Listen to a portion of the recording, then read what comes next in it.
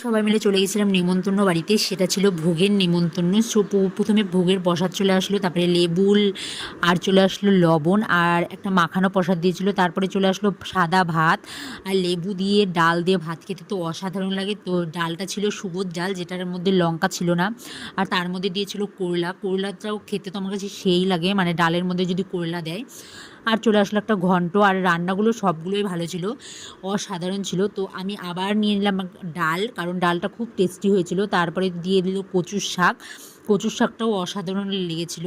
মানে কচুর শাকটা তোমার মটর টটর ডাল দিয়ে তোমার বাদাম টাদাম দিয়ে করেছে, অসাধারণ হয়েছিল। তারপরে আমি নিয়ে নিলাম আবার ঘন্ট, কারণ ঘন্টটা আমার খুব টেস্টি লেগেছে তার জন্য। তারপরে চলে আসলো পনিরের তরকারি, সেটাও খুব অসাধারণ হয়েছিল, যেটা বড় ছোলা দিয়ে করেছিল। আর সব রান্নাগুলোই খুব টেস্টি হয়েছিল। তারপরে চলে আসলো চাটনি, শেষ পাতে ছিল পায়েস। পায়েসটা আমি খাইনি, আমি চাটনি দিয়েই খাওয়াটা